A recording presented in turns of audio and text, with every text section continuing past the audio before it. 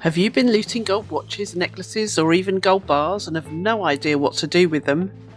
Well, in this video I will show you how to gain access to the fence in RDR2, explain what the fence actually is and show you how to earn cash throughout the game using this most important shop. I will also introduce you to what other services that the fence can provide to you and where exactly each fence is located in the game. I will first show you how to unlock the fence. To be honest, it's pretty easy and you might have already done it without even realising it. Many people playing the game will miss the guidance given after the mission that unlocks it. Do note though that you don't need to do this mission to visit the other fences in the other locations. You can travel to them before even doing this mission if you want to do so. See later in the video for their locations.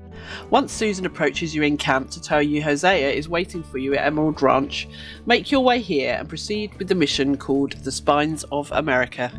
I will briefly show you a glimpse of the mission, but you just need to play it through normally, there's no hidden gimmicks. My only advice would be as follows. Do the mission at night, it's much easier to stealth around the house.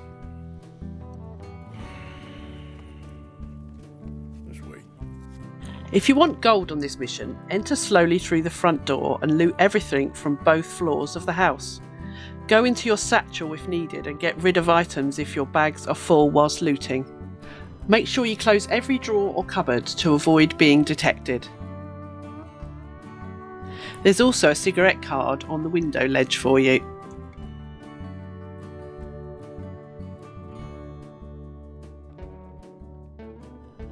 Don't forget to loot the chimney opposite the kitchen sink.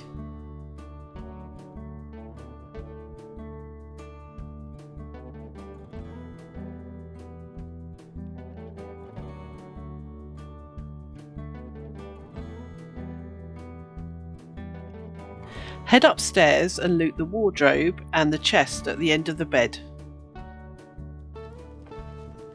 Once you've done that, there is also a way to get some hidden cash under the bed.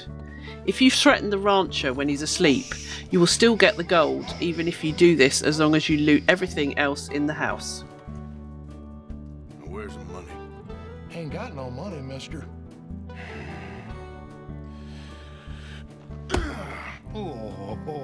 Somehow I don't believe you. Where is it? Under my bed.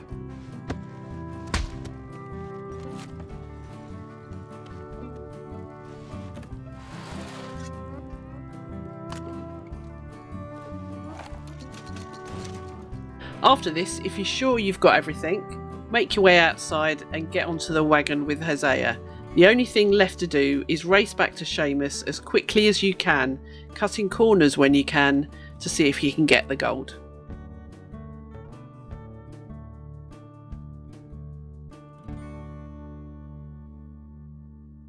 On your next return to Emerald Ranch, you will now be able to visit Seamus, who acts as the fence. The fence is described as a craftsman who is interested in rare animals and unique heirlooms operates a small store here. He stands next to the barn where you delivered the stolen coach. If you actually steal a coach from this point on, you can ride it into the barn and Seamus will offer you money for it.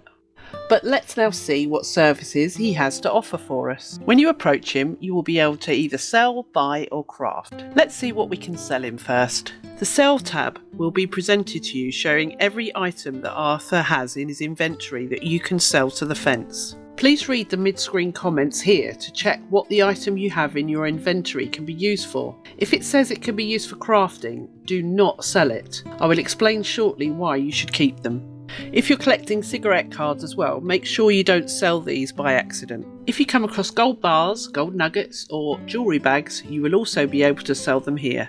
So let's take a brief look at what you can also buy from the fence. As I scroll through the menu here, you can see you can buy weapons, fire bottles, tomahawks, throwing knives, etc. Some items are locked at certain points in the game, but as you progress they will gradually unlock for you. You can also buy recipes here as well that can be used to craft things at a campfire. Before spending your hard-earned cash on these though, be mindful that these recipes can actually be found by exploring the map and finding them out in the wilderness. Let's take a look at the final tab, the crafting menu.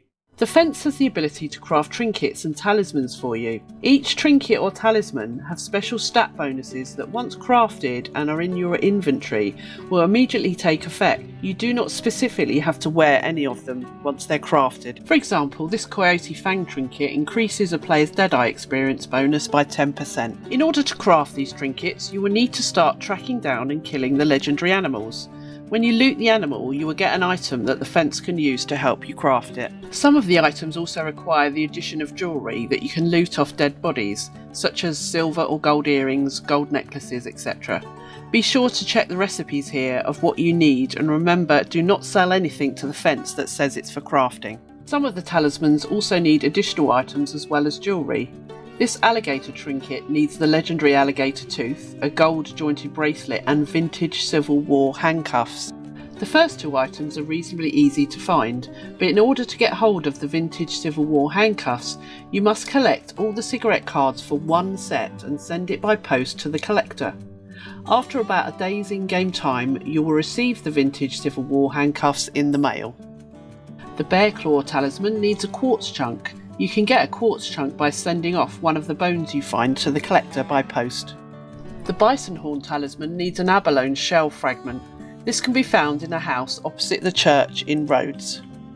The Boar Tusk talisman needs a Cobalt Petrified wood. This can be found by looting a chest near Lake Isabella up in the Snowy Mountains. And finally, the Ravenclaw talisman requires just one old brass compass. This can only be found after the completion and handing in of all the rock carvings. Once you have visited Francis Sinclair in the house to find out about the rock carvings, go back into the house and you will find the brass compass on the table. So now you have found out exactly how helpful the fence can be for you, I will quickly show you the locations of all the other fence locations around the map. This is the location for the fence in Rhodes.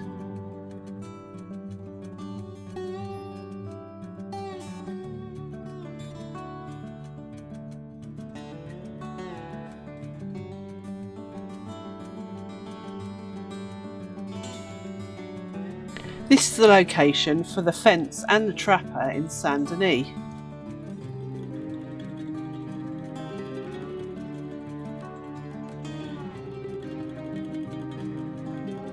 Both the trapper and the fence are found in the marketplace.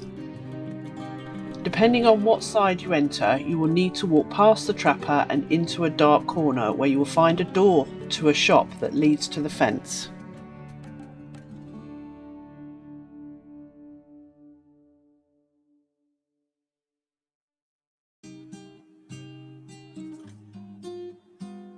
The last fence is found in Van Horn Trading Post, which is to the top left of your map.